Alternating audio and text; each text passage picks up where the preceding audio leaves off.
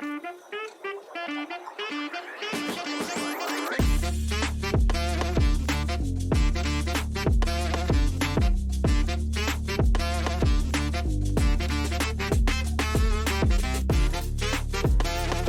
you ready?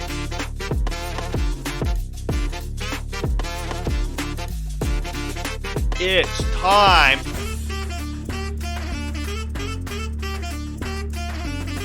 for the Beastcast.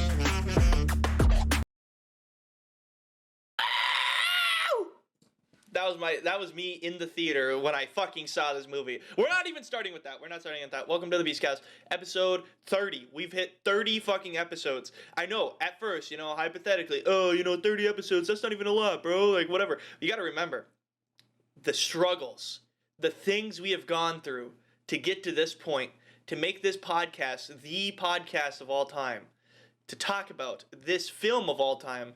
But before we get into that, we got some other news we got to discuss, because this is not just about this is not just a Marvel hate channel, despite what you may think. As always, I'm here with the immaculate employee of the month of the Beastcast, Raven Bones. Exactly. Employee of the month, never cashed a check. Yep.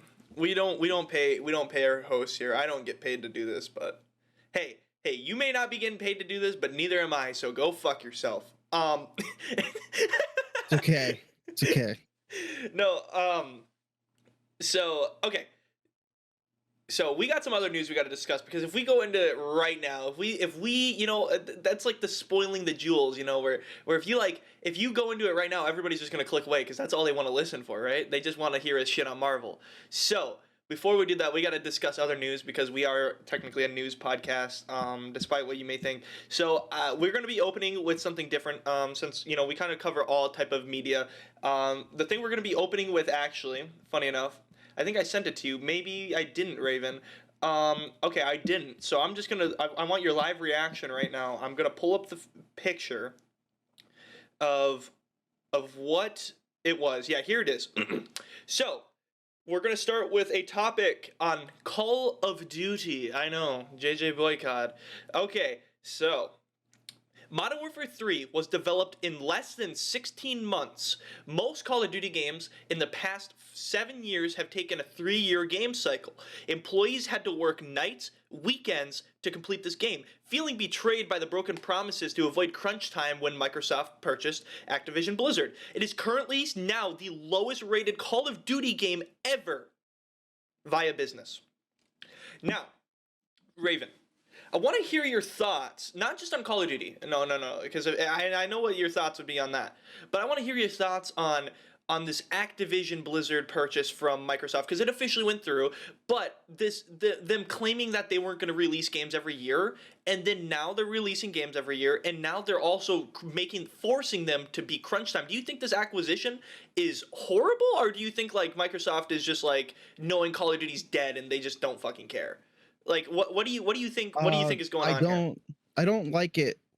I don't like Microsoft buying up game companies, because they have a history of buying game companies and then gutting them, and then quite literally just discontinuing that company, just disbanding it entirely.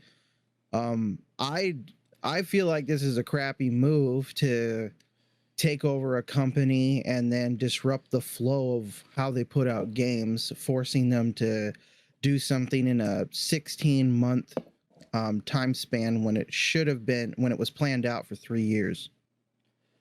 Yeah, and I mean, I think that's kind of exactly what I was thinking too. Microsoft is known. They kind of did this with Bethesda, didn't they? They kind of stripped Bethesda of everything, to the point where Bethesda's kind of a shell, where people aren't really happy with Starfield. Fallout 76 was kind of crappy. Although, didn't Fallout 76 come out before Microsoft bought them? Yeah. Okay, but still, Microsoft has essentially gutted Bethesda. And the thing is, I also don't like this because, Microsoft is not a stranger to monopolies, okay? They play Monopoly every single day. The United States government had to disband their monopoly on the computer industry, like, what, 15 years ago? So this isn't their first rodeo, which is why I'm concerned that the United States government and, well, world governments actually were allowing them to just say, yeah, we're just going to purchase Microsoft Blizzard, like one of the top 5 biggest gaming companies in, the past 10 years. We're just going to allow this other big gaming company, big tech corporation, to buy this other corporation, and steal, like, it's not stealing, but, absorb so much of it, which is scary to me, because why can one company own such a big company? To me, like that's what was scary to me. Now, as a Call of Duty fan, I also feel betrayed. Just like the developers, trust me, the developers 100% feel betrayed. There's no doubt in my mind that the developers feel betrayed.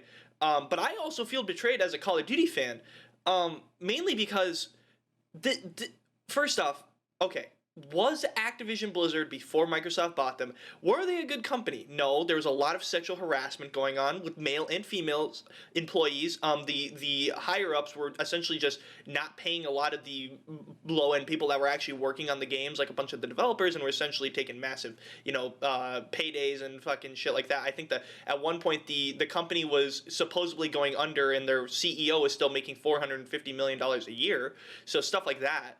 So no, I do not think that Activision Blizzard was a good company before Microsoft bought them. However, to come in and immediately, disrupt the game flow of everything that's going on, saying, okay, well, first off, as a fan, you also feel betrayed because Microsoft, when they bought it, announced they stripped everybody of their CEO positions and all their high powered position, and the new guy that came in said, no, we're not going to make a Call of Duty game every year. We're going to do Assassin's Creed, where we're going to take some time off, or Battlefield is a better example, where we're going to take some time off, and we're gonna actually flesh this game out. And then they dropped Modern Warfare 2, but they were like, trust me, this is the last game that's going to be coming out, because, we already had this game planned. And everybody's like, okay. But then this year, literally the next year after, they go, oh no, here's Call of Duty Modern Warfare 3. But, like, that's concerning to me because, A, they've already lost their trust by essentially lying to us. But also, the other thing is it's obvious that they don't feel that it's worth putting time into. They just feel like it's a cash grab.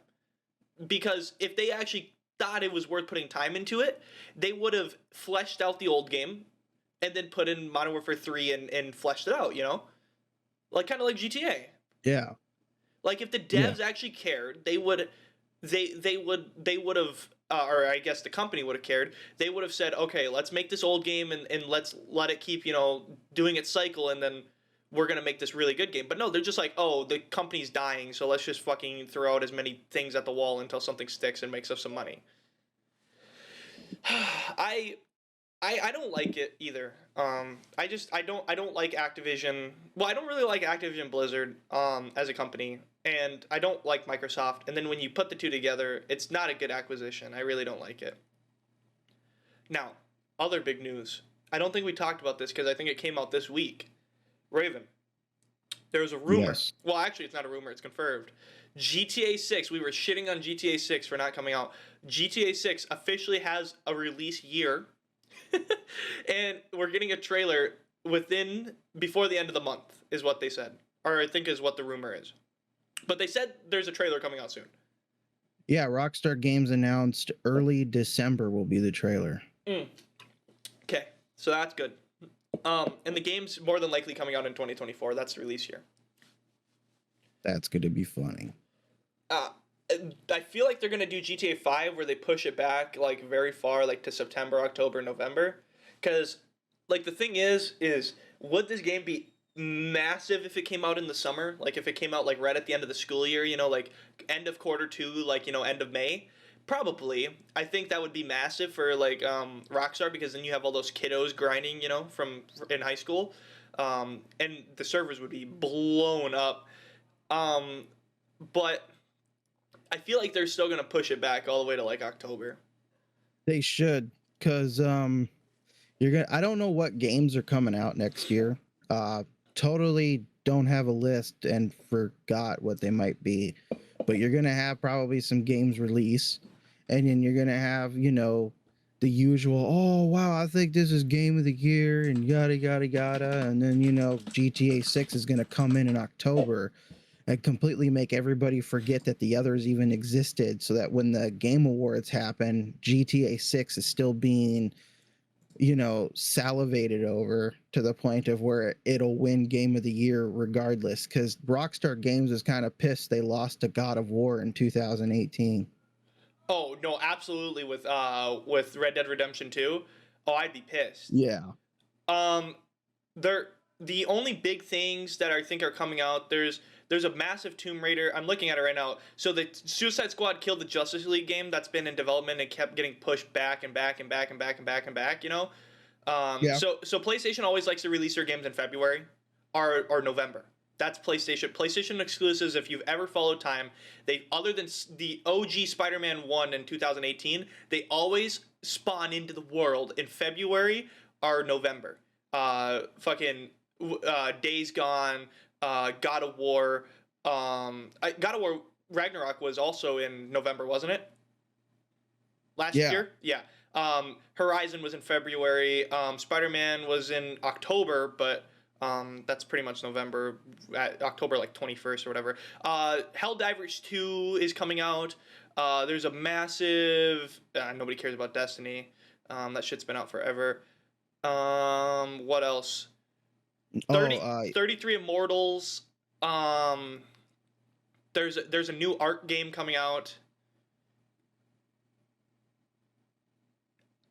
The Ark 2, Yeah, like Ark Survival Evolved, I'm pretty sure. Black Myth Wukong. Dude, Killer Clowns from Outer Space, bro. Luigi's Mansion 2? HD. Elden Ring DLC.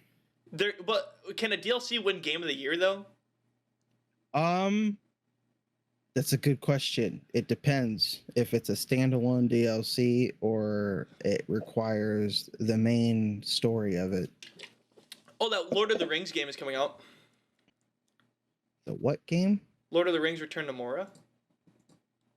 That already came out. Did it? Oh yeah. Oh, it's Yeah, not. It's not coming out for Xbox until 2024. Okay. Return to Moria. Moria. I'm gonna be honest. I think they could release it whenever they wanted to in 2024. I think it will win Game of the Year. There's no games right now that are announced that look big enough to rival, fucking GTA.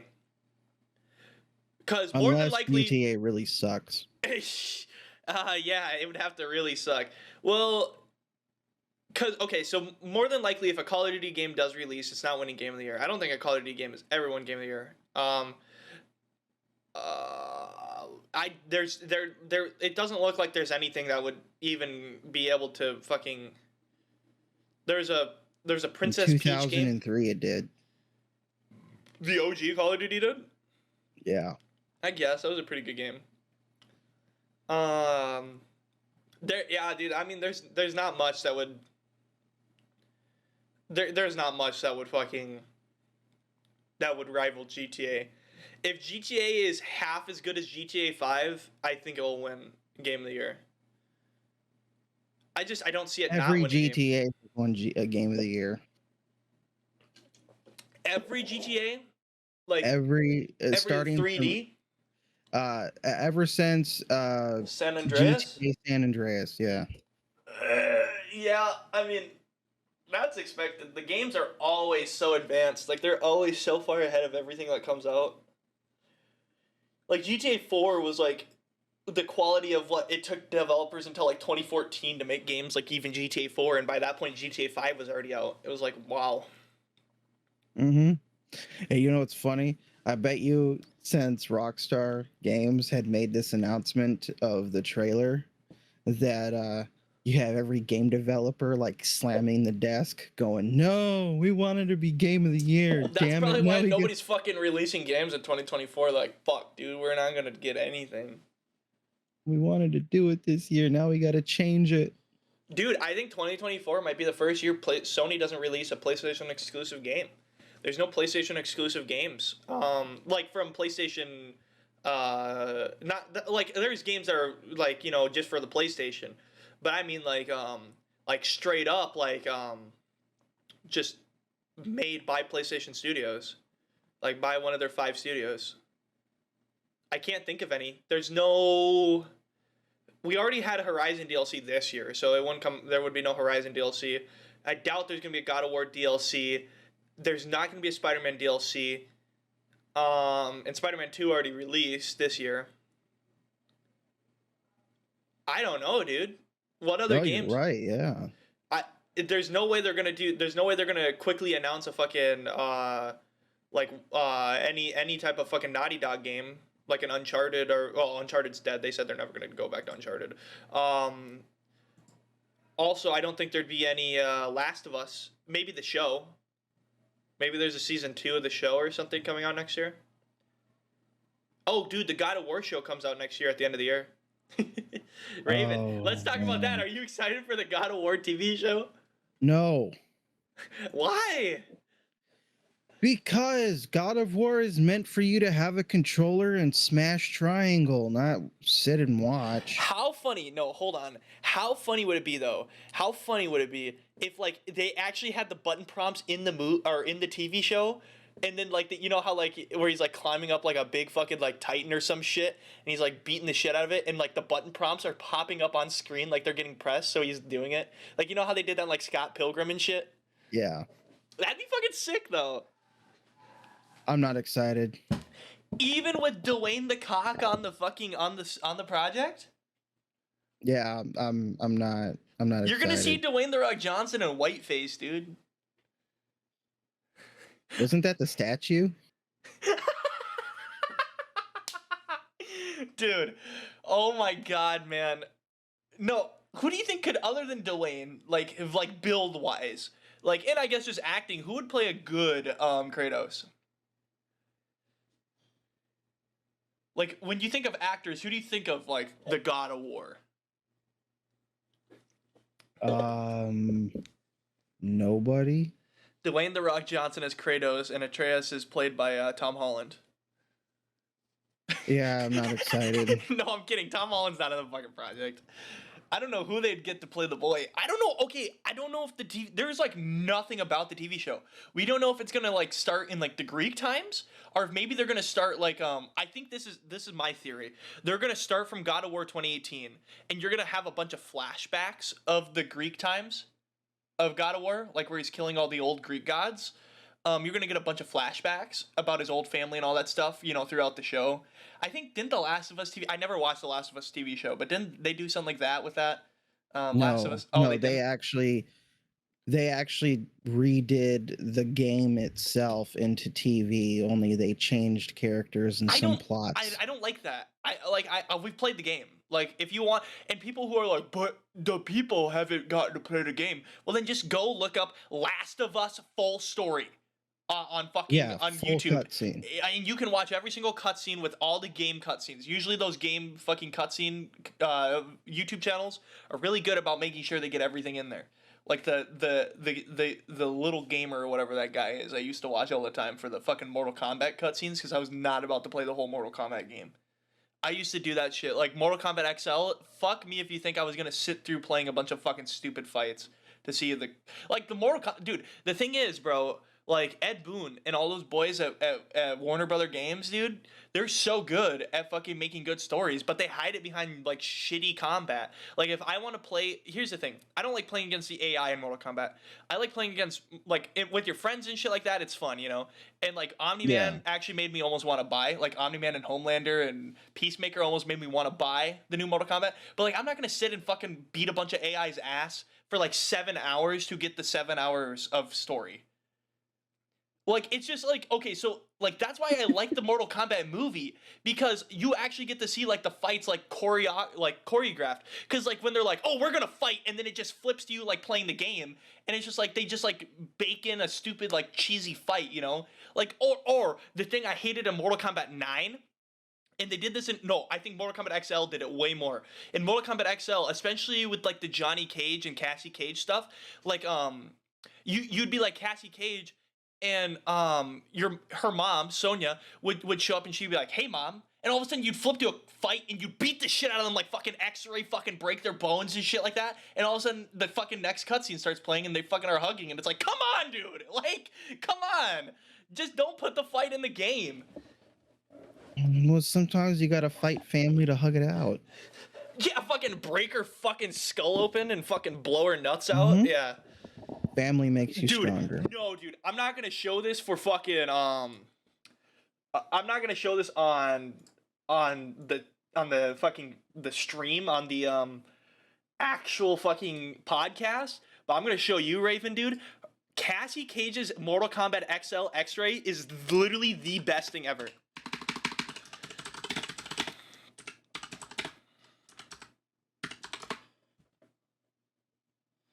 Like, literally, her X-Ray is insane. No, I don't like her fucking... Oh, yeah, here's the X-Ray. Look at this shit. Look at this fucking shit.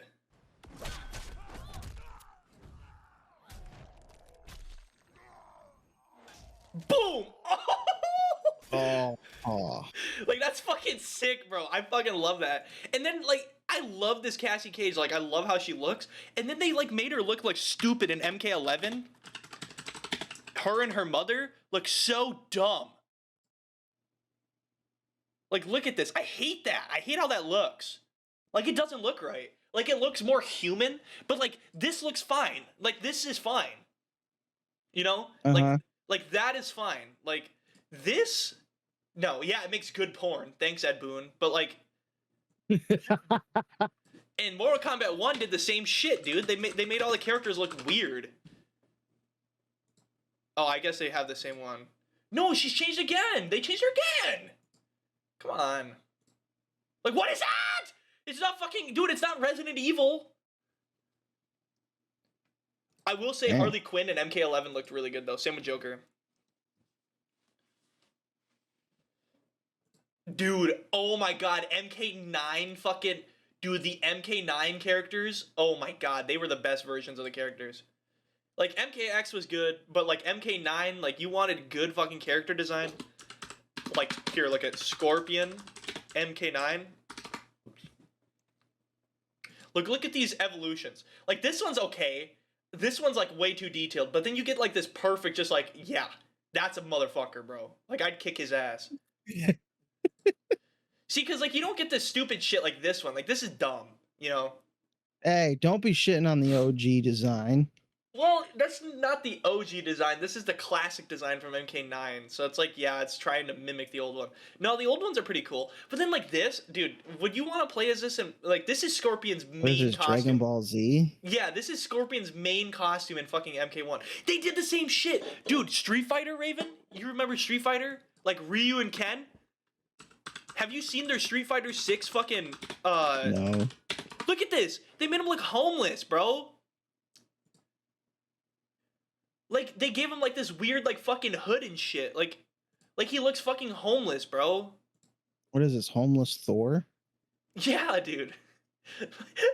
Literally, like, why? He looks like he just came out of the fucking... he just came off the streets, dude. What is that, dude? What is that? Ryu. But also, dude, I love Street Fighter 6 because... Oh, I like Street Fighter games, you know, because they're Japanese, so they, like, all the characters always have, like, the biggest forceps. Like, the biggest forearms and, like, forceps of all time. Like, their fucking forearm is the size of my whole fucking leg, dude. Oh, man. But no... Jeez. But yeah, so, like, I don't know, man. I think you gotta give the God of War show hope, Raven. Come on. No, I don't want that. I don't want them to continue out of 2018 and do flashbacks. If you're going to do God of War, then show us God of War. Show us what made Kratos Kratos. Because I feel like by the time we get to, let's say, the 6th or 7th season, or even the 5th, you could then have the 2018 storyline come across, and everybody's been with you on that journey up to that point. Yeah, I mean, I agree. I feel like the problem is with these TVs to games and games to movies and stuff like that. So all the source material's already been like either very close to being finished or so far ahead, like Uncharted and like God of War and The Last of Us and stuff like that. Like the Naughty Dog games, right? Well, God of War's not Naughty Dog, but like the Naughty Dog games, they have so much story, so they're like, oh, so people are already caught up, so we just gotta like bake it into one movie, like a shit ton of story. And it's like you don't need to do that. Like for example, the Uncharted movie, I really really love the Uncharted movie. It's just a fun movie. Um but they tried to bake in Uncharted 1 and 2, but then like they because they were baking both the movies together, they ended up having it be like so cut for time that like it ended up like literally like Nathan Drake's like main character like that he falls in love with isn't even in the movie. So it's like dang man, like they really missed out on that opportunity. But if they would have took it slower, if we would have started like an Uncharted 1, I don't like how Sully and Nathan Drake met because they've been together for a really long time in the games. Like they met. Uncharted 3's opening scene is how he met Sully, and I love that because you see like this younger like cool Sullivan that's really like he's not in his prime, but like he's essentially becomes a mentor to Nathan Drake at a young age, and that's how Nathan Drake learns his ways. But you don't get that in the Uncharted movie because they meet when he's a bartender when he's 18, like 19, 20, something like that. I don't remember how old he is in the movie, but yeah, you like miss out on that because they're trying to push it, for so much time. They're trying to push it like the story together so it can be caught up to speed. But I mean, I don't. Yeah, I don't And know. so this is why I'm not excited for the God of War show. I just feel like yeah, they could do it good, but I have hope that they will do it good. See, I'm optimistic. I'm not a pessimist. I'm not excited. I'm sorry. Like I'm gonna have to have a trailer that really, really sells me and blows me away on it for me to get hope about it. What if the opening started the trailer is Dwayne and he looks into the camera and goes, "I'm the God of War," and then he looks to the side and goes, No, "That sounded better in my head." no, I'll click off. I'm Make not it a excited. Marvel movie. Okay, would Kratos solo the Marvel universe? Yes, we should have that. We have Hercules and Zeus coming apparently back thanks to Thor Love and Thunder. What if, they're like, what if we go get the god that doesn't want to be in the realm of the gods because he hates them? And then they go find Kratos in some remote area that Thor knows where to find him because he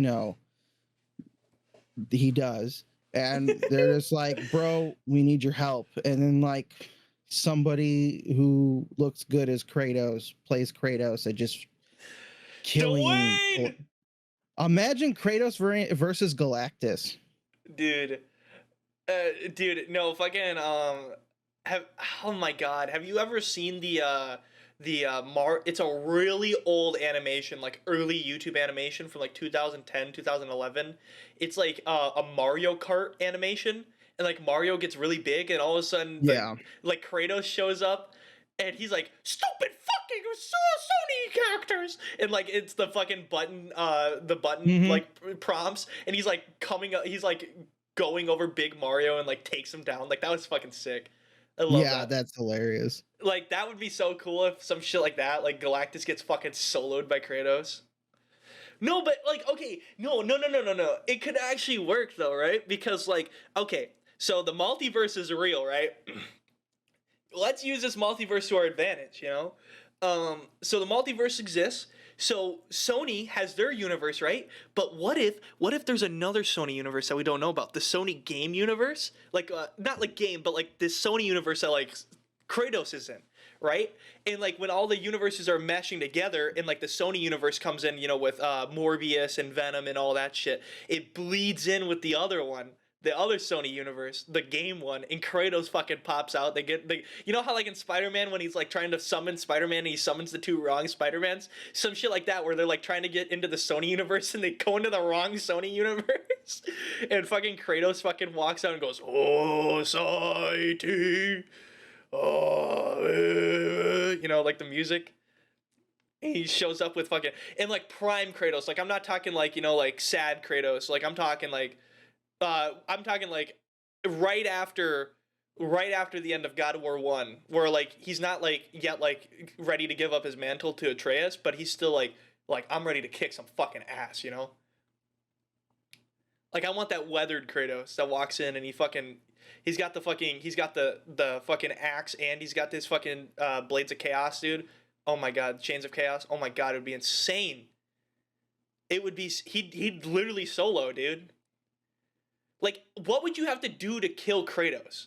Like, okay, I know you can die in the games, but that's like doesn't count. Like, what would you like realistically, like lore canon Kratos? Like, he can't die. Like in the lore, like it's not possible. You'd have to like disintegrate him to a molecular level, like Deadpool. You know, that's actually a very good idea. A Sony game universe. Fucking. I mean, we saw in Doctor Strange 2 when they were going through all the funny multiverses thanks to American Chavez. Yeah, that there's like a paint universe. There's like a weird cartoon one, just a weird blob one. I mean, like a Sony game universe and the Marvel movies can obviously exist to where we could do exactly what you just said. Dude, oh man, that would be so fucking sick, dude.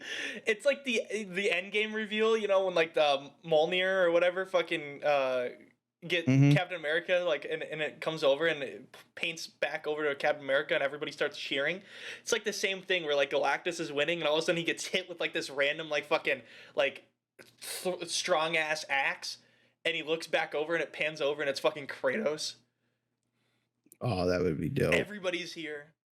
Or like, how funny would it be if the Sony game universe bled in and fucking the Uncharted movie, Nathan Drake shows up and Tom Holland confronts Tom Holland? My God.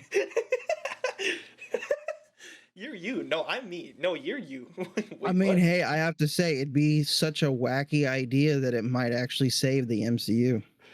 It'd be like the same thing as like Captain America being played by Fucknuts, and then he's also plays one of the Fantastic Four, you know? Yeah. So like they could like do the crossover and he'd be like, "What?" All right, when we come back, we got some more amazing stuff to talk about. Enjoy Raven's segue segment.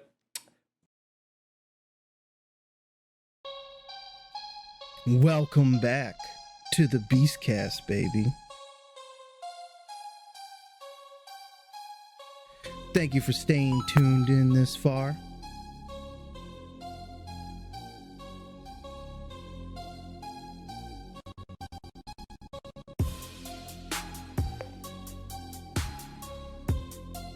We have the best takes,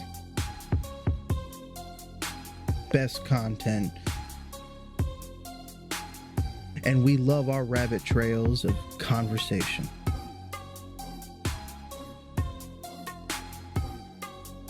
We have our hosts, JJ and Raven Bones, bringing you another segment.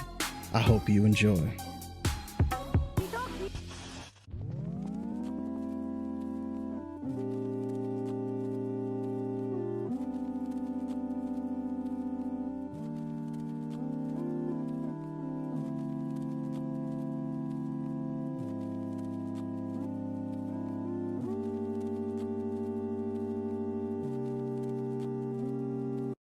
You know, the old Spider-Man and Venom to show up.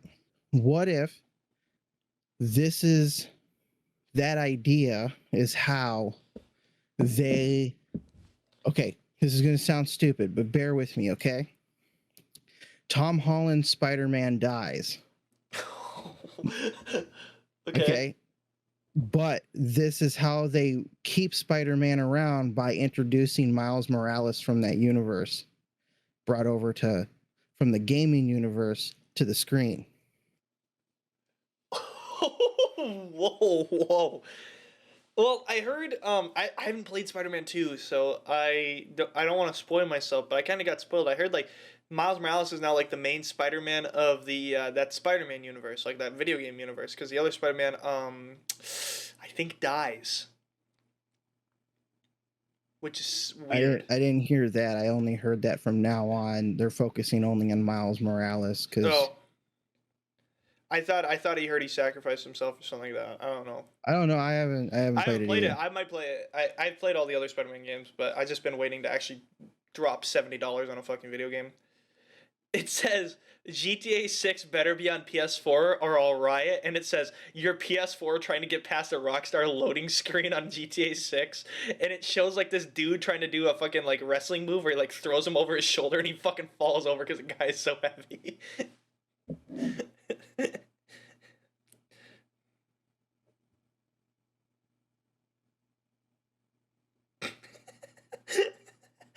Oh my god. Welcome back to the Beastcast. We're continuing with our episodic schizophrenic talks about weird shit.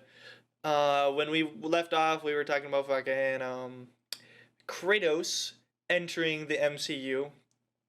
Who who in the like I just want to know like how would Kratos react to Thor in the MCU? Like that Thor compared to like he's seen the Thor, you know, and he's like, "You're fat," you know. He's like, so like, what about this Thor? That's like now like I buff think again. we could have a very okay. Look, call me crazy. If we had a new Thor movie where it was like Thor, you know, Gods of War, something like that. I don't know. Think of a stupid title where Kratos is in that universe, okay, and reacting to Thor. I feel like we could have a really good movie of Thor showing Kratos what that version of Asgard and Valhalla was. And Kratos maybe having a moment of, you know, saying that this was obviously a much wiser and greater rendition of his father than the one he had in his realm. Yeah. Um. Okay. Here is my thing. I I Chris Hemsworth. I love him actually. I think despite what people say, I think he's a good actor. Okay.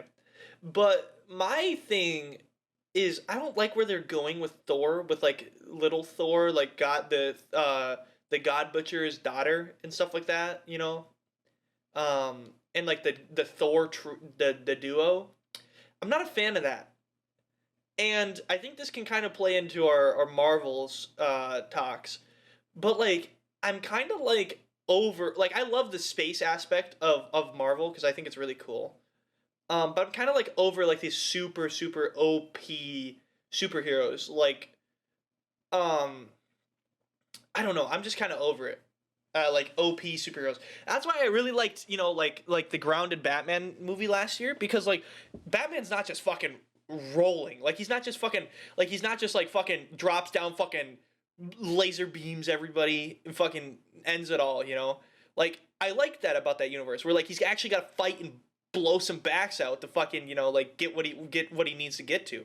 You know, like in that 3 hours, like look at how far he actually comes, like learning, like actually trying to figure out everything. You know, well in a movie like spoiler alert, this movie, you don't get that. And you don't really get that from those strong superheroes because they're just like, want to see me just beat the living shit out of people for fucking 2 hours, you know? Um, Yeah. I don't. To me, that's kind of getting old. I now okay. What's not getting old? He actually served a purpose, but I guess they got rid of that now. Yeah. Okay. Anywho, um, we got one more thing that got dropped this week before we can talk about the Marvels. Raven. So the spin-off to the boys. I know you're gonna go Honshu, you know, sleeper. The spin-off to the boys was actually pretty good, despite what you might think by the casting. It I was didn't know actually there was been a yeah. It's called Gen V. It's essentially about like a university. So there's like a university called Godolkin University where all these superheroes go to, like that VOT sponsors. And spoiler alert. Well, do you want to get spoiled or do you plan on watching it? I don't care. You can spoil me. I think you should probably watch it despite what I'm going to tell you. Spoiler alert. Of course, it's VOT. You know, nothing's ever good with VOT. They're actually testing. It's essentially just like a testing ground to see what makes the superheroes tick. so they can learn how to control the superheroes better. So there's like a lab underneath the school that essentially just like monitors like the superheroes, and like sometimes will like like take them and like study them, and they create a virus. Which sets up the Boys season 4, that there's a virus that got created that can only kill supes. Essentially like a really contagious, like it starts burning their skin inside out. And at the end of the Boys, Butcher, or at the end of the Gen 5, Butcher finds out about it through the lady from the CIA, the old lady, because the dean of the school is a regular human, right? And she ends up dying. She ends up getting killed. But she was the one that manufactured this virus, because she's like, I hate, because Homelander killed her husband and daughter on that plane. Do you remember that plane where he's like, where he fucking blow and him and Queen Maeve leave? Yeah. So his husband, or her husband and daughter, were on that plane, and she knew Homelander killed him. So she wants revenge on Homelander. So she's like, here's this virus, but the lady doesn't take it. But Butcher knows that the virus exists now. So like that's where season 4 is gonna start off, where it's like Butcher's like, all right, we gotta fucking get this virus because I've got a chance to fucking finally kill Homelander and all that shit, which is gonna be cool.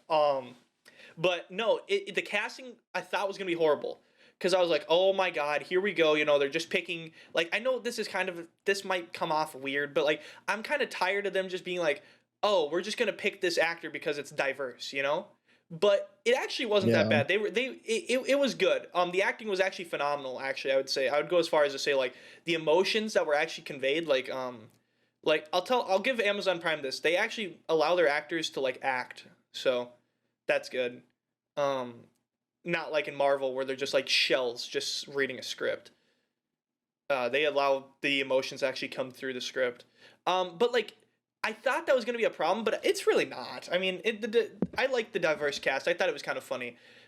There's a character though that's really goofy. His power, or their power, they can switch between genders. Like they can be a boy or a girl, and sometimes whenever they use their powers, it will like randomly happen. And so like sometimes you'll see him as like this little Asian girl, and then the other time you'll see him as this like brute fucking Asian guy, and you're like, that's kind of funny.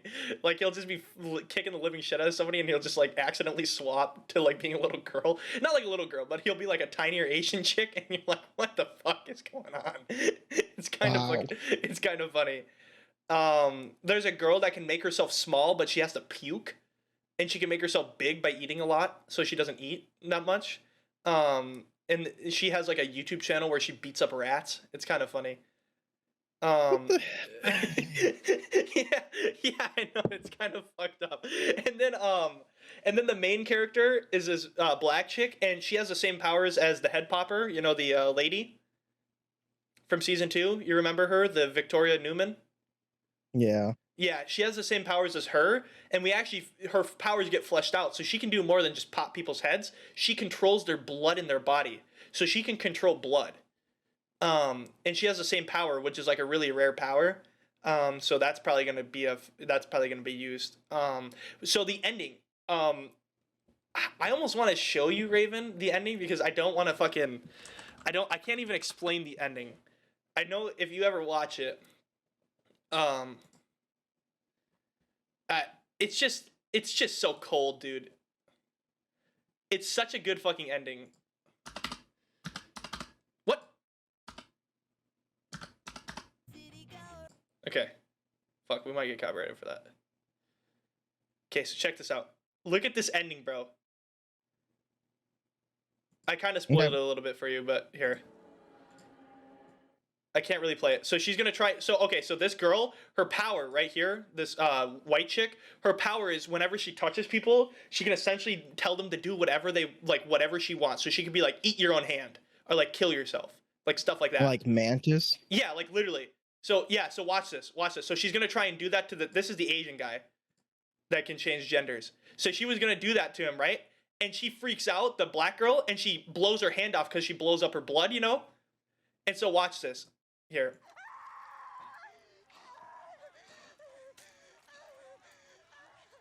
Watch this fucking cold entrance, dude.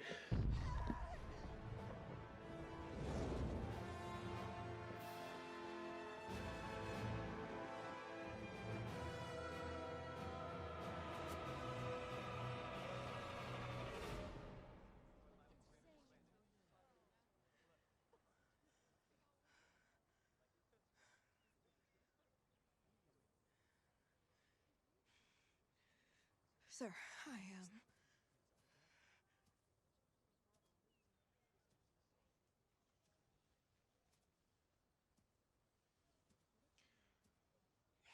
What kind of animal are you? What? Do you like attacking your own kind? No, Stay back!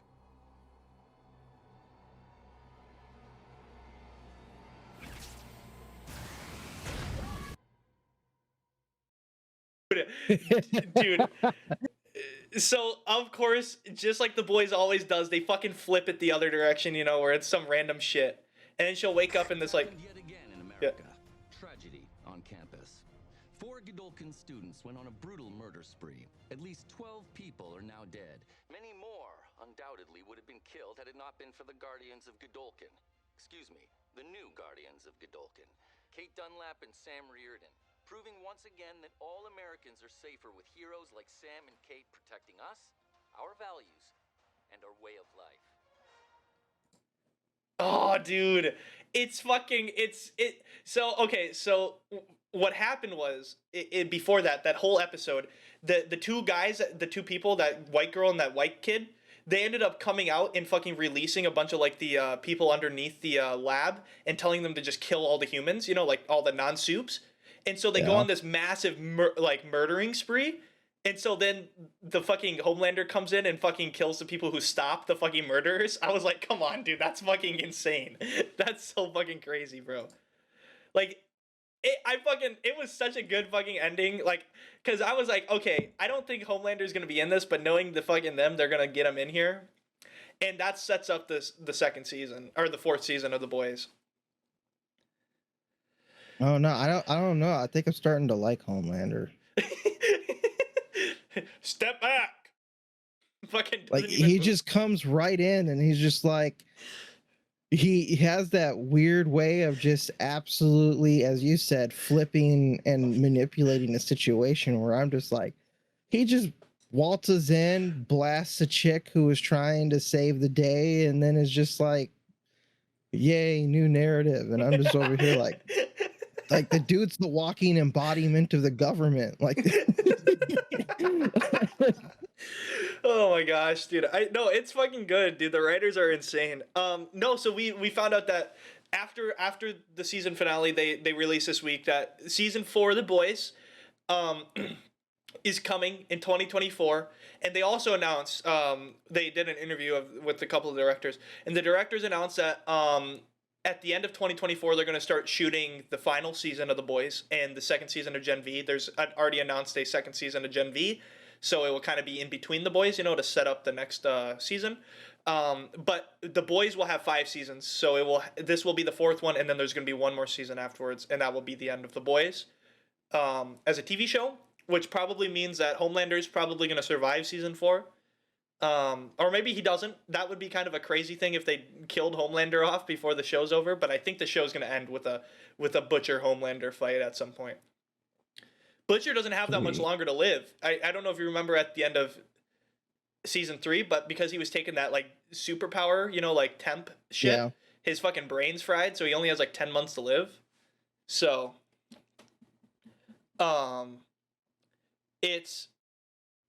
they're running out of time with that.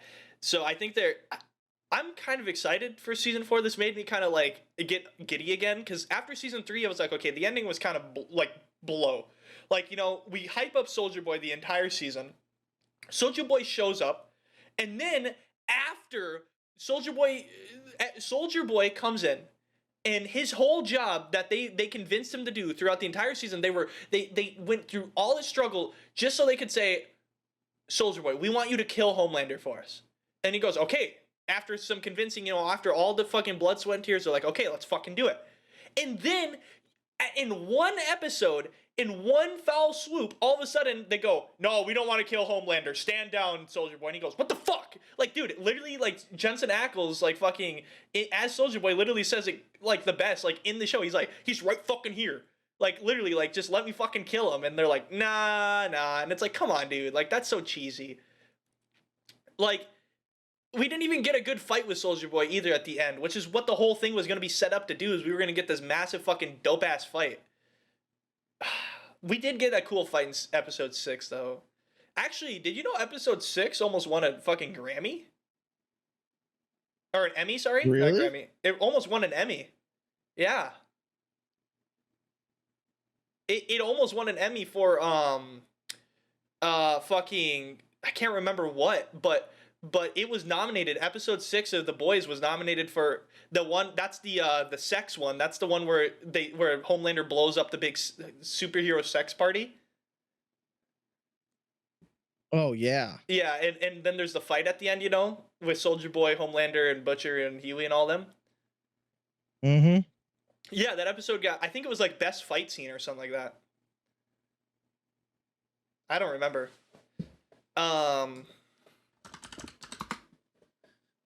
Yeah, it was cool. I don't know if you would be able to, yeah, I don't know where I'd even be able to find that. I don't know what the lists are, but yeah, it got nominated for something. I don't think it won, but the fact that it even got nominated was insane.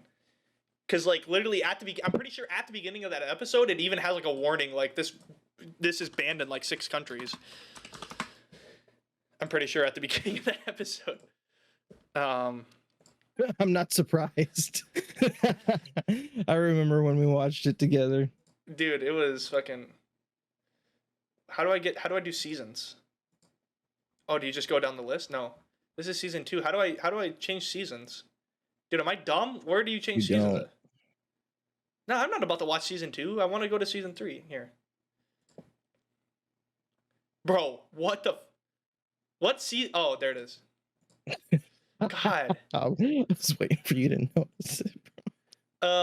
Episode 6, Herogasm. I think at the beginning of it, it literally has like a. Here, we'll see.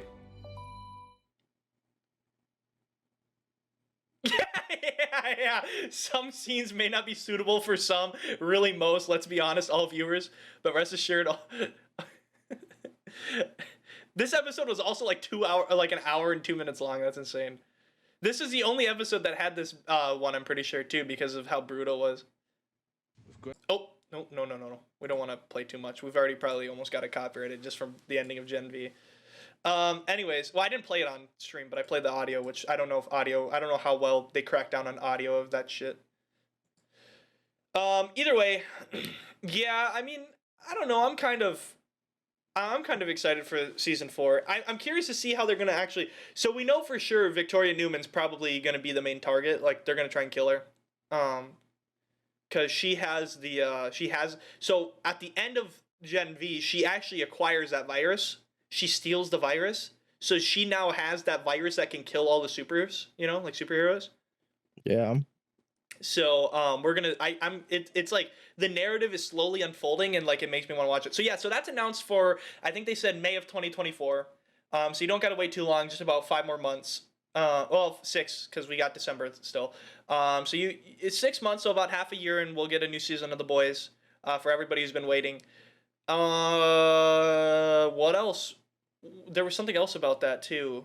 No, I don't remember anything else. But yeah, that was like that I'm excited. I've been loving that show, and I'm just excited for another fucking one to come out. And Gen V was like, you know, kind of like it itched my itch, but it didn't scratch it. Like it kind of did the little like, you know. It I understand. Yeah. It held me off, but I didn't get rid of it. Yeah. Oh man. Okay.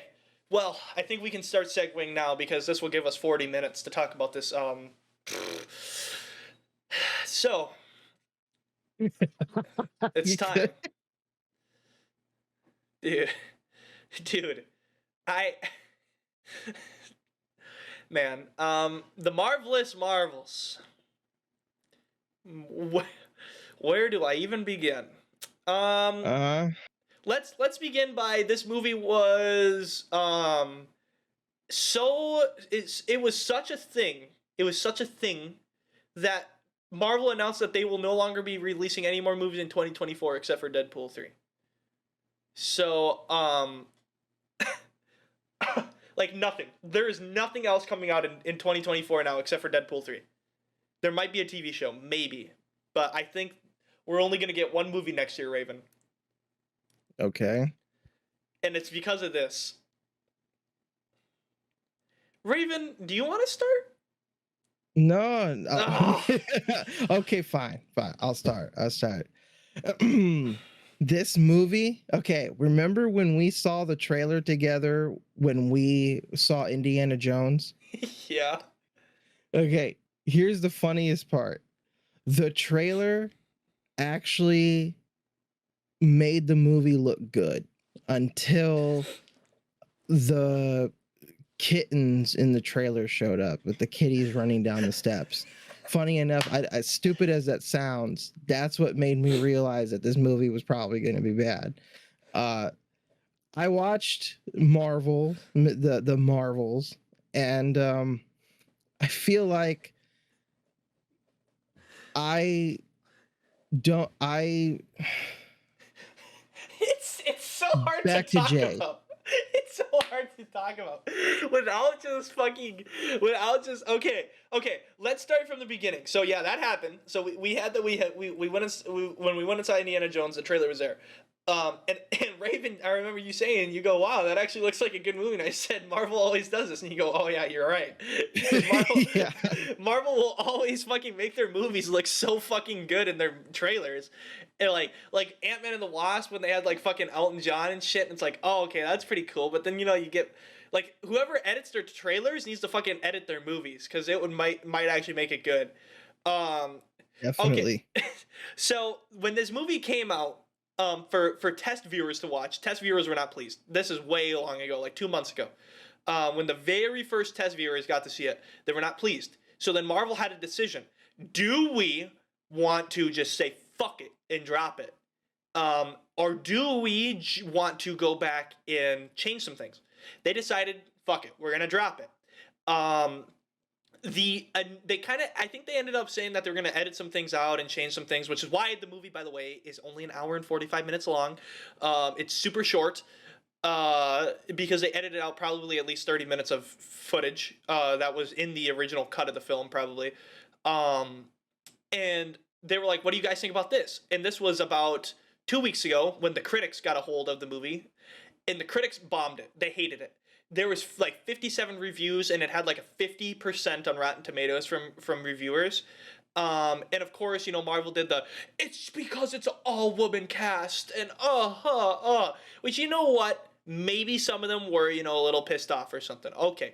But then, all of a sudden, on Wednesday night, which, by the way, was not a night that people could see this movie. Thursday night was a premiere of this movie, okay? Thursday night was a premiere of this movie. On Wednesday night, all of a sudden, a bunch of random reviews started coming in on, like, Rotten Tomatoes, Metacritic, what else? Letterboxd. All these random supposedly bot reviews. This is all in theory. Supposedly bot reviews started coming in that the movie was great. All these random viewers, you know, were coming in saying, no, I watched the movie. It was so fucking good. It was so good. You know, 5 stars, you know, 10 out of 10, you know, 100% of Rotten Tomatoes. And it pushed the movie up right before the release of the movie. And so some people were thinking, you know, maybe they bought some of these reviews. The movie drops on Thursday, and then the reviews go back down. It ends up going from like an 87 back down to like a 63. Well, then Thursday night or Friday morning, after that got bombed again, then the reviews started to go back up again on Friday morning. Like really randomly.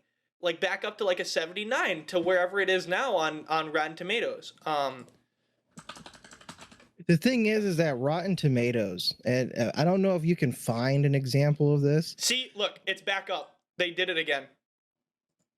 Yeah. It's at 85% right now. It is 100% not an 85%. Okay, but continue what you were going to say. Now, I don't know if you could find examples of this, like with this movie, but Rotten Tomatoes has revealed in the past on their own that when they judge what's a positive or negative review, it's completely subjective to whoever's looking at the review. So like you have the reviewer who says something. So let's say you pick a YouTuber like Jeremy Johns who reviews movies. If he craps on the entire movie, but somewhere in there says, but maybe if I see it on TV, I'll want to watch it again because it was still somewhat enjoyable. The person who judges things for Rotten Tomatoes will look at that dude's review. I'll go like, oh, he still said something positive. It's a certified fresh rather than a rotten. And then they add that to the score.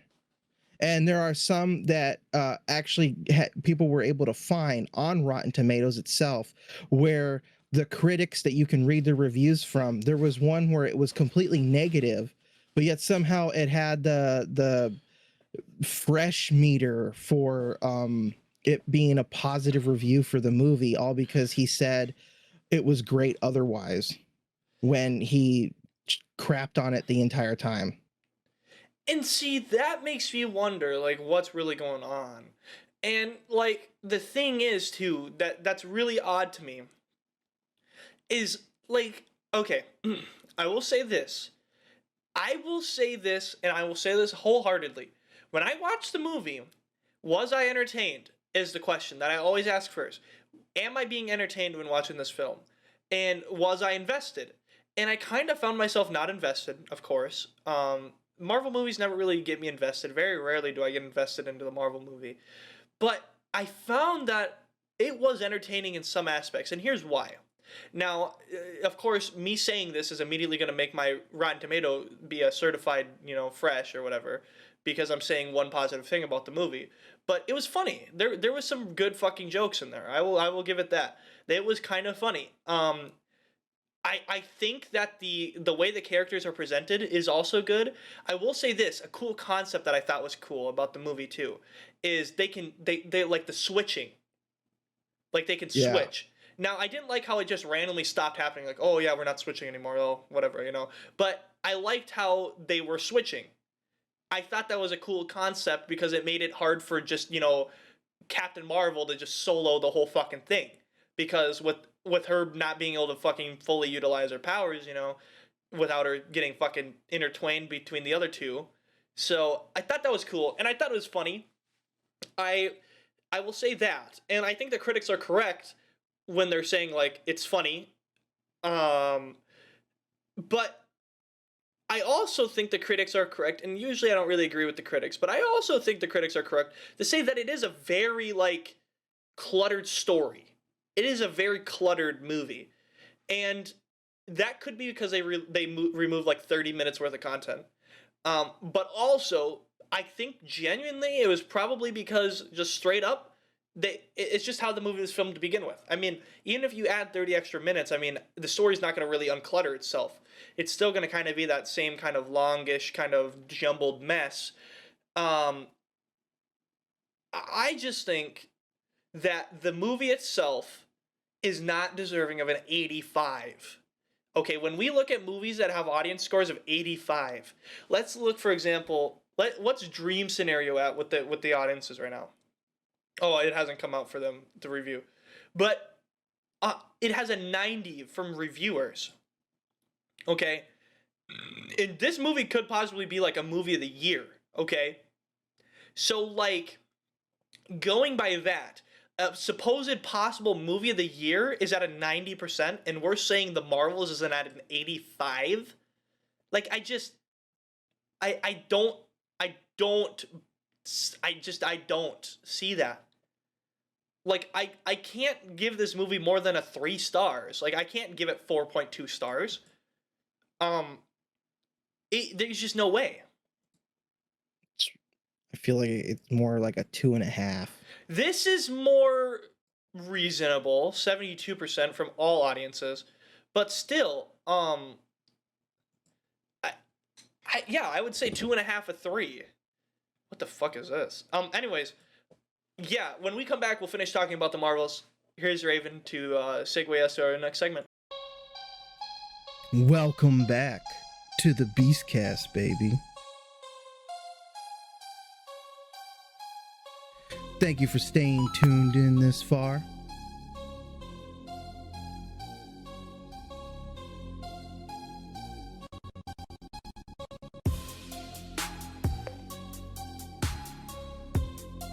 We have the best takes, best content, and we love our rabbit trails of conversation.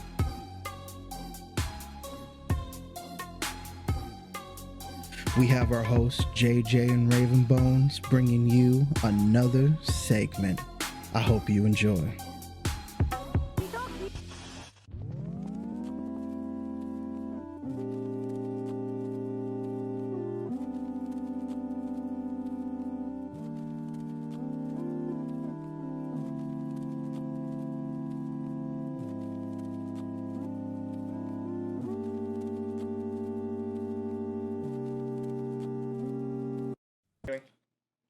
Welcome back to the Beastcast. When we left off, or where we left off, we were talking about the Marvels. We were talking about this movie of all time. So let's go over the story. Raven, do you want to kind of hit us with the story, or like it's hard to talk about the story because I have a lot of stupid questions for this movie. Okay, I'll go over the okay. story and then and then you'll just start firing your questions, and we can fire our questions together because I also have some questions.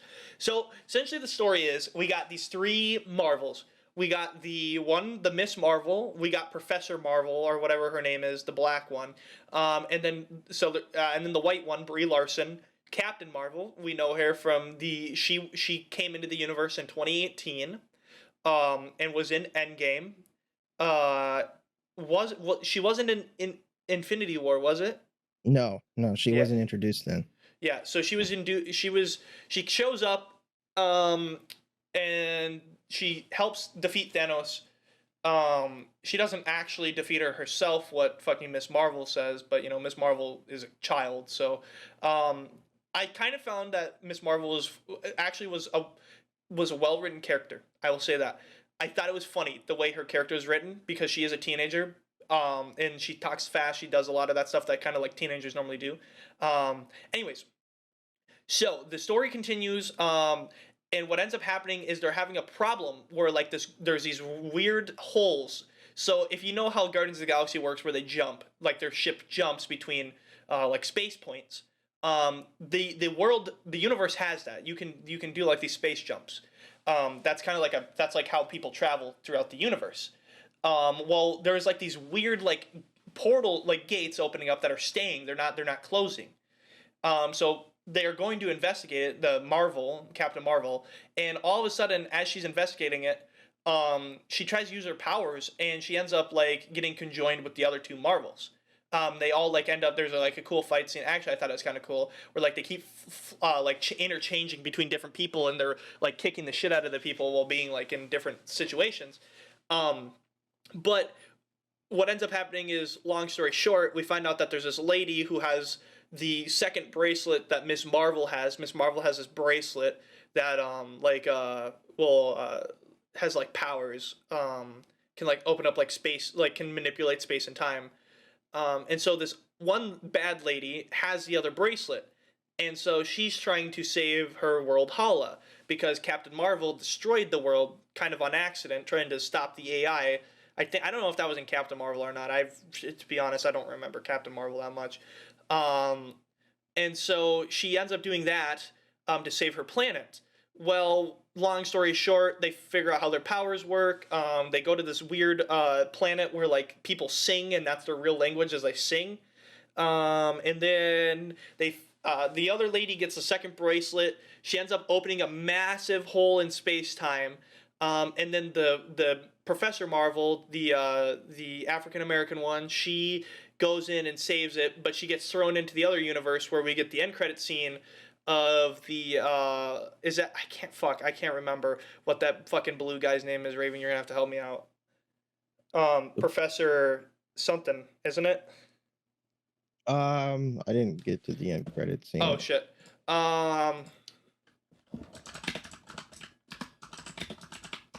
So it's I don't know if there's an image of him. The blue guy right here, this guy. Oh, that's from X-Men. That's Beast.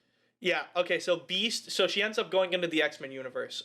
The Professor Marvel does, the African American one. So she's in the X-Men universe. That was it. So she opened up like a portal on. She used too much power. The villain did. She used too much power to try and harvest like energy from the sun. She used so much power that she accidentally, instead of just opening up a time through space, like a space portal between like the universe, she ended up opening a portal through universes. And so she ended up opening a portal between the X-Men universe and the MCU universe. Yeah, she ripped the fabric of travel, Yeah. so to speak. Yeah, she ripped the fabric. She of travel. broke the road. Yeah, she broke the road. It would be like in Iran when they like put an ICD on the fucking on the road and it's gone and now the bridge is gone, you know? That kind of thing. Okay. So then that's the end credit scene. And then you see the mother, who is the other woman.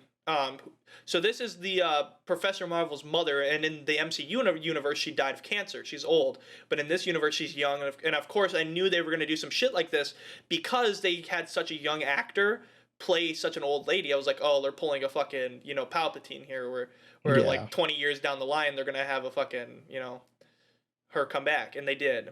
Apparently, the end of Loki also happened, and the guy who plays Loki said he's done playing Loki. This will be the last time you'll ever see Loki. Really? Yeah, so Loki season 2 is the end of Loki, apparently. Or at least Loki's story. Yeah,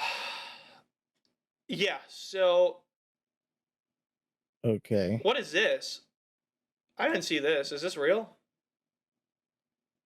The fuck is this? Oh no, this is some bullshit.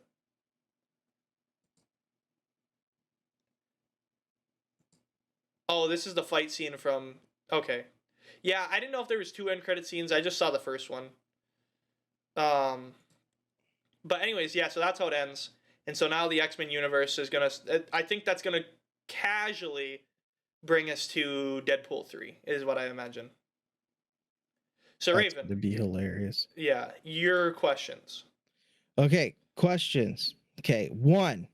Yes, I actually loved the fight scene when they were switching between each other in the beginning there in Miss Marvel's home with her parents, and then of course Captain Marvel on the Kree ship, and then you know the Nick Fury trying to talk to one of them, just traveling between the 3.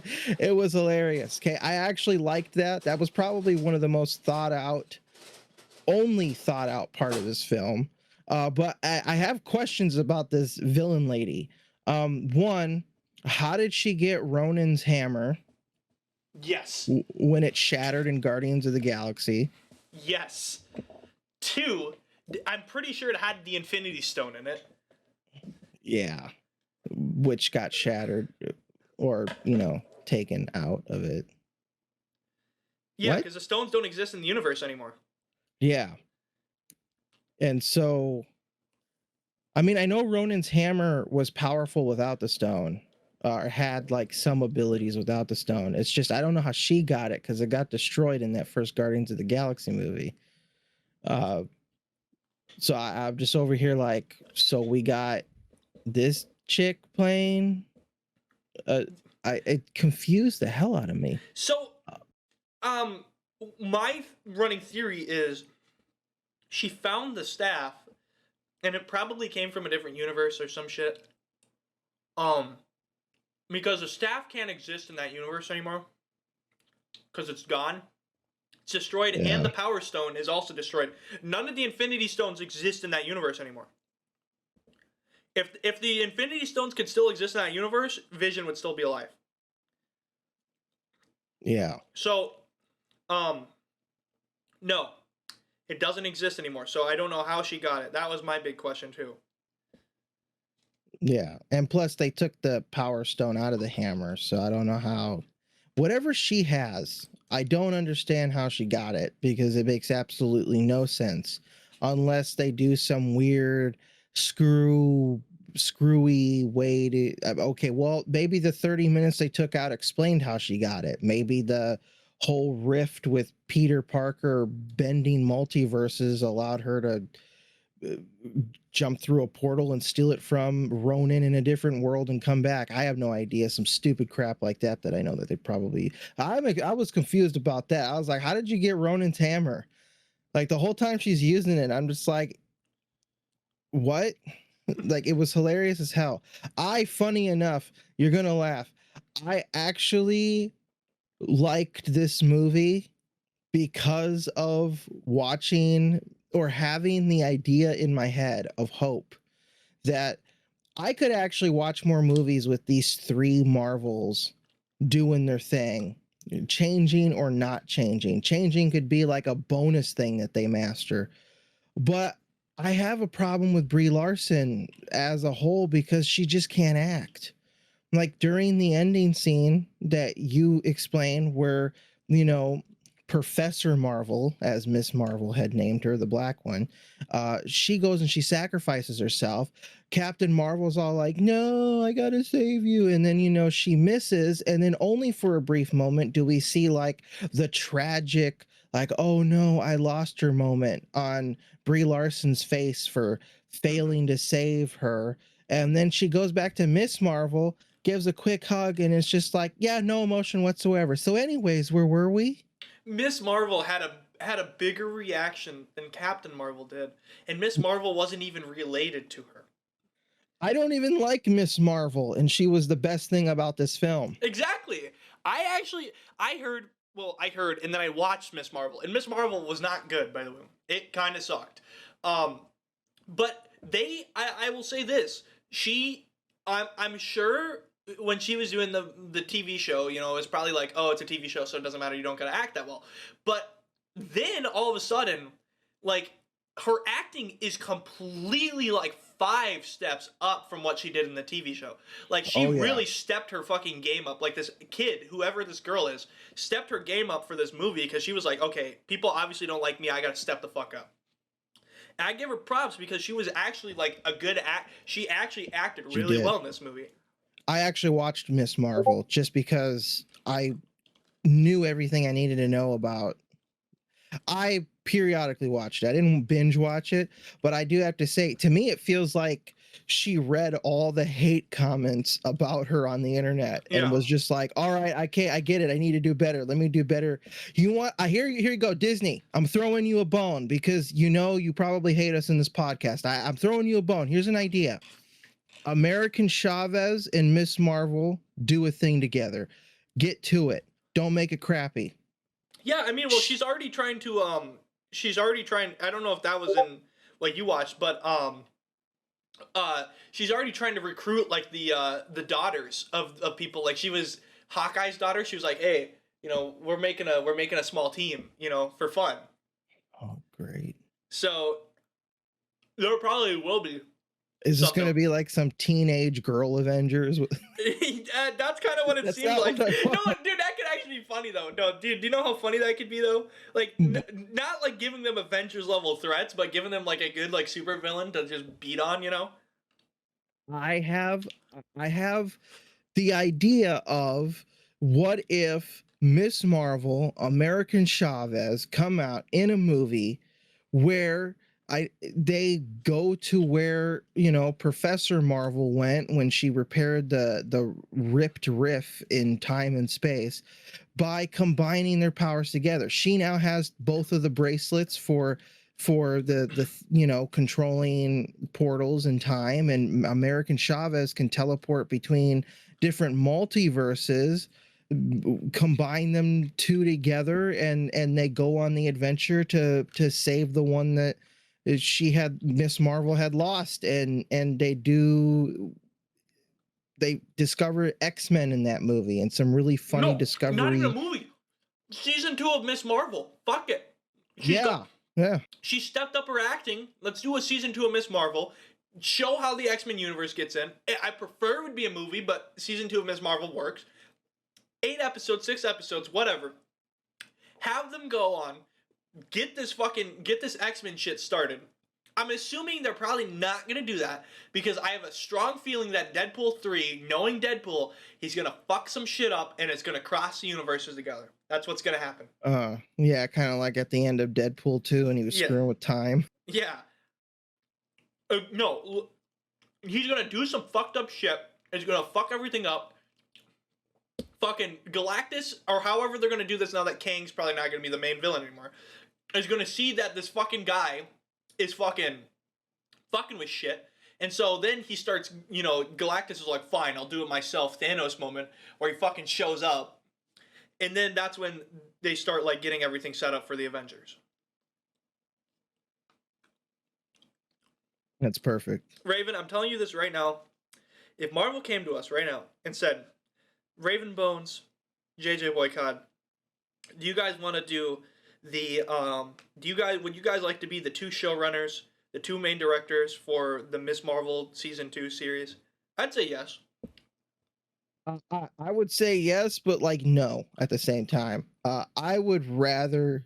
I suck at directing. Okay, but I would want to be writing, like me and you together writing and just like brainstorming like the next decade of Marvel movies and an overarching story together, and then we have actual good directors using our script, but we're like co-directing too. So if we're just like no, that's not how I wanted the shot to be, the director will redo it. But it's like, I don't know how to direct, I don't know how to do any of that, but writing and making sure something looks good is where I would want to be. Like if me and you could just hash out the next MCU stuff, that would be amazing. I would love that. We could take down James Gunn and his DC universe. Destroy James. No, I think that'd be lit. Okay. I'm clapping my hands together. Here is my issue. About to get real. No, this is about to get real. It's not a problem with the movie. So before everybody comes in and starts saying, you fucking sexist fucks, no. I'm not shitting on the movie. I'm shitting on the MCU here. The MCU... I'm shitting on the movie. Well, the MCU has a problem that I don't like. The writers and directors of all the projects are not communicating. They're not communicating. Because this movie, think about this. Last year, we had Doctor Strange and even 2 years ago, we had Spider-Man. And they were fucking with, multiple universes, right? The multiverse, okay? And how hard how easy it made it look to travel through the multiverse, right? Ant-Man and the Wasp, same thing, okay? And all of a sudden, then we see this multiverse, or this movie, where they're struggling to just go through, space, let alone, universes, different universes, the multiverse, and then she gets stuck in a different multiverse. And so my biggest thing about this movie is none of the anybody, actors, directors, writers, are sitting down together at some point, just like at least once a month, and saying, this is how we're going to do this is how we're doing it, this is how we need to connect it. Because now everything just kind of feels like they're in the same universe, but shit's not connecting. I don't like that. I don't want that. Because now it's making it seem like she's trapped there forever and it's going to be super hard for her to get out. But in reality, we have a character that can literally just punch a fucking hole and get her back out. Like, like that's, I don't know. I'm kind of at that point where I'm like, why do I care? I mean, I am shitting on this movie a bit though, because this movie had, I started giving up a little bit when we reached the singing planet. I was like, oh my God, okay. I can't do this. I literally just sat there. Like, you've seen that, what was it? You've seen that Will Smith meme where he's just depressed and he looks like he's crying? Mm-hmm. Or the Ben Affleck one where he's just got sitting. The cigarette? That, and the one in that one meme, Hello Darkness. Oh yeah, where he looks so depressed. Like that's literally me. All of them combined. That was me watching that scene with the singing movie. Because funny enough, this is going to sound really hilarious, I was enjoying the movie a bit up until that part, and then everything afterwards, it felt like there was no more cohesive moments in this movie. And like you said, the whole switching between everybody switching places, magically stopped because of a montage of them practicing what it takes to switch between each other, and mastering it to the point of where now it magically doesn't happen if they don't want it to. And I was like, well, you took away the fun of this movie, because in my opinion, if she wanted to save Professor Marble from disappearing into another universe, she would have used her powers to switch places. Exactly. It was like a MacGuffin. It was literally like just for the perfect time so they couldn't switch powers to put her into the other universe. And then the fucking kitty swallowing everybody, and the cat hatching more tentacle eating kittens. That scene alone made me like, okay, I understood what they wanted to do. Swallow everybody on board so that they could fit everybody into the ship using the kittens. Okay. I was like, that's nice and cool, but like, why? Like, did we have to do this How? scene? I get there was stuff fucking with the universe when she was opening the holes, but all of a sudden random eggs just started spawning on the ship, like perfectly for that situation to happen. I'm like, come on, bro. Like seriously, guys. Just for that situation to happen, yeah. Yeah. That would have been really cool if the space station was being invaded by Kree and then the kittens literally won the war, but it would still be stupid. Also, I want to bring up, she shows up to our galaxy, our solar system, in that big ass ship to harvest our sun alone.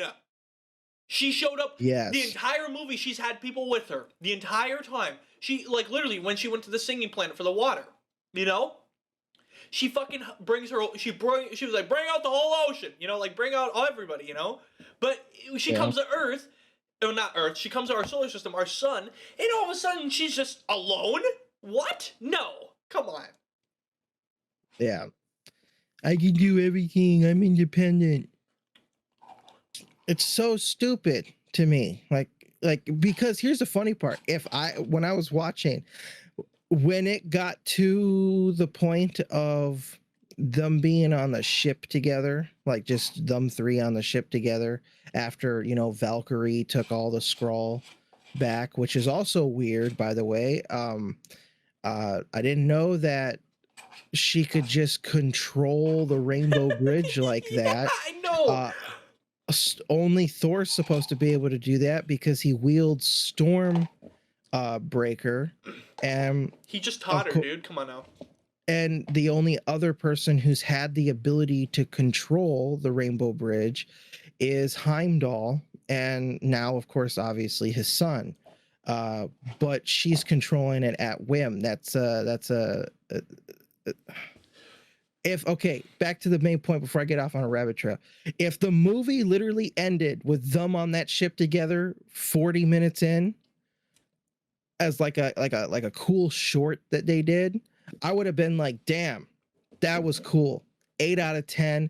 Can't wait to see when the movie starts and comes out. Like if they just did it from that moment, that felt like whatever those first 40 minutes were, it was actually maintaining that 85% that you see from the audience score. Cause I was actually really enjoying it. It was everything afterwards where you can tell 30 minutes taken out or not, that's nobody thought the hell of any of this through and how they were supposed to end it nicely. Yeah. Like that last 50 minutes kind of fucked it all up. I feel like, yeah, like, cause the movie starts out I would almost say, that first fight scene, everything's choreographed. Acting is not that bad.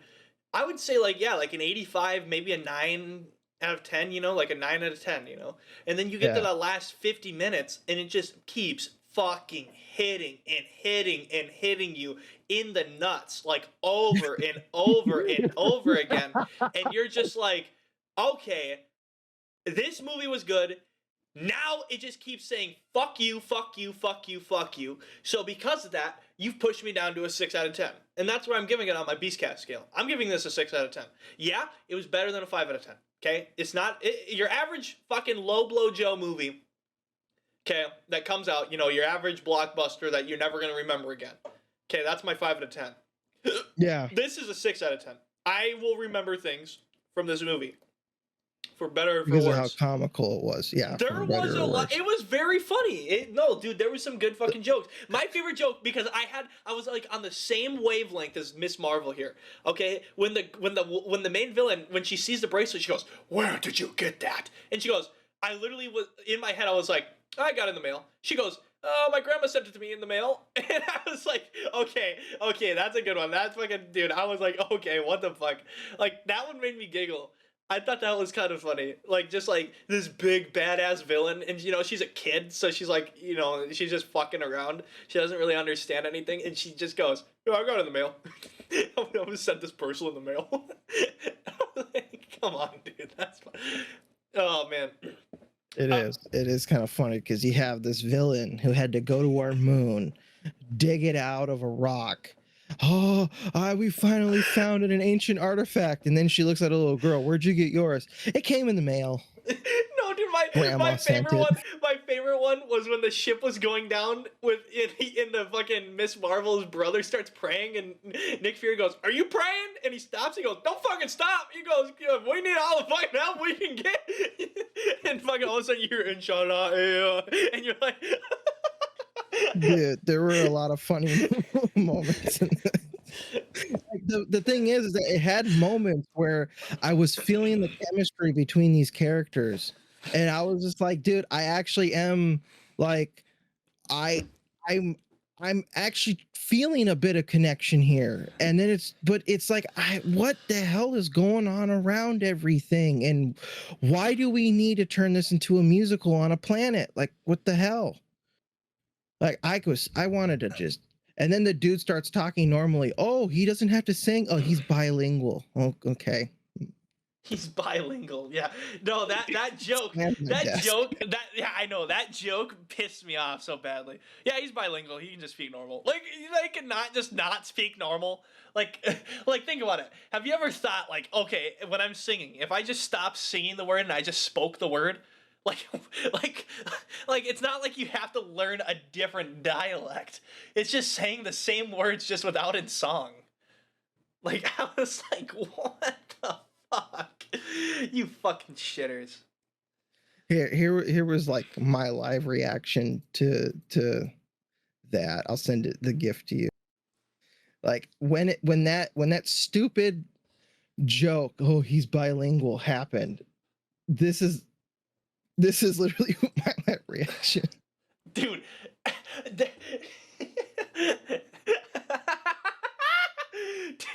Dude, I shit you not, bro. I can't with this. That planet needs to not exist. It needs to leave. If that planet wasn't in the movie, I would have totally had the same. Okay, my life doesn't change at all if that's in the movie or not. Like, literally, it keeps the movie fine. That fucking planet, like, kind of helped make me not like a decent amount of this movie. It's too much, bro. Like, it's too much stupidness. Our villain should have been stealing from their place. Could have done the universe a favor. Take that atmosphere. Take that water. Yeah, take that sun. fucking atmosphere. Oh my god. No, but then Miss Marvel Captain Marvel can't be the princess anymore. Yeah, dude, the end of this, she ignites the fucking sun. Yeah, I know. And, I'm just like, why didn't you do that what? from the beginning? Yeah, this chick was literally on a revenge path because she thought you doomed their planet. Once you realized what she was saying when she was calling you all these bad names, how about you just go over there and you fix the problem? Yeah, like, this entire time she could have just fucking fixed the problem. I know that Go kind of give pissed them me some off. vitamin D. Oh, I'm so scared. I don't know. Oh my god. Aren't you supposed to be a superhero? Fucking, you're not Homelander. You're not so selfish that you can't fucking, do something for people. Once they mastered the switching between each other, she should have went and ignited the sun so she accidentally didn't leave one of them in the middle of it. Like, that's literally once they mastered the being able to use powers without accidentally switching, she should have just went and ignited the sun. She should have ignited the sun like 3 years ago. Yes. Like it You know should've- you wronged them. Yeah, like that's the least you can do. Like I'd be pissed if I was the villain. Now, did the villain have like a little arc where she was like, "Oh yeah, I'm a fucking, I'm actually a villain, I don't even care for my people secretly. I just want revenge on you." But Poorly written villain. yeah, I know. I didn't like the villain. Um I just yeah, man. I don't know. I'm giving it a 6 out of 10. I thought it was gonna be a lot worse, to be honest. I really thought it was gonna be a lot worse, but it was okay. It was Here's some vitamin D. Let me ignite it again. yeah. Here's some vitamin D, vitamin Dizzle, vitamin D. I will say this. The nice thing about this movie was the movie never took itself to the point where it was trying to be serious like Black Panther. Okay, that was my problem with Black Panther, is where I think we talked about this on the podcast too. With Black Panther, when you fucking when you have this very serious movie and all of a sudden you just start throwing in these stupid dumb jokes, you know, into something that's supposed to be a really serious movie, that pissed me off. Like that threw it out. This movie, it literally says this movie's funny. Like this is a comedy movie. Like it's going to be funny. We're trying to be funny with this movie. It's not like, yeah, there's something serious that's happening, but it's not like this is the most serious movie. Like we're not coming off of Chadwick Boseman's death here, and we're trying to keep up with his legacy. We're coming off of the Brie Larson Captain Marvel legacy. So, take that as you will. So I like that in this movie. Marvel movies can be funny. They just choose to be funny at the wrong moments in the past. This one did it right. I didn't like in Doctor Strange was the same thing. Like all of a sudden you just bake these stupid random jokes into it and it's like, come on, stop. Let's just stop, just get it done.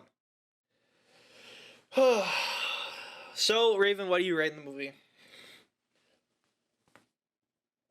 5. All right, that's fair. I wouldn't give it anything higher than a 5 or a 6. Nowhere near. Because I did enjoy myself. So Exactly. like halfway through the movie, I enjoyed it. The other half I didn't. So it gets half out of a 10. It gets 5. Yeah, I can't wait for the actual fucking like dumbass movie critics, like the fucking Critical Drinker, and be like, "Oh, they've once again done something so stupid." That don't even make any sense. That's one of his lines he loves to repeat. That don't even make any sense. Like, why would a Anyways. character insert this? Didn't act the way I thought they would insert this. Anyways, here's my book that I wrote. Here's my book. Buy it. We love the Critical Drinker. No, we don't actually. You know what we should do though? What? We should Get him on find a way podcast? to get. No, we should get a way to get his book for free because I don't want to pay for it, and then we should read it together, and then us make a Critical critical Drinker drinker video. parody video about how bad the writing is in the book. Did he actually even write the book? Yeah. Okay. I was hoping it wasn't like one of those like Patterson novels where like it's just like a ghostwriter. No, he wrote it. That's why he supposedly is able to be the critical drinker and critique movies on their writing. Well, we love shit Somehow. talking. So Yeah. I never really had a problem with him until, funny enough, Lord of the Rings, the fucking Rings of Power, dude. Because like he analyzes things the wrong way. Like he does. He analyzes it the wrong way. Like the Rings of Power was not good, but then like he's just like, this is a dumpster fire. I cannot believe this. Like when he was describing the scene with the hobbits and what we think is Gandalf, and I forget the moment that was going on in the scene, honestly, so I'm not going to go into detail, but like he analyzed that scene and it was just like it was like listening to somebody solve an equation the wrong way but still get the right answer. It's like you didn't even you missed the whole point of how to do this. Like it's explained, it told you, but even the explanation that proves you wrong on your critique is still crap. But Yeah. like you're still doing this wrong. Like what? I will still say though that if anybody does decide to watch the Rings of Power, all you have to do is watch the first episode and then skip straight to the 6th episode and then just turn it off.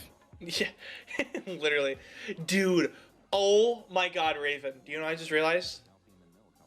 We were forgetting about things that came out next year, dude. Rings of Power season 2 comes out next year.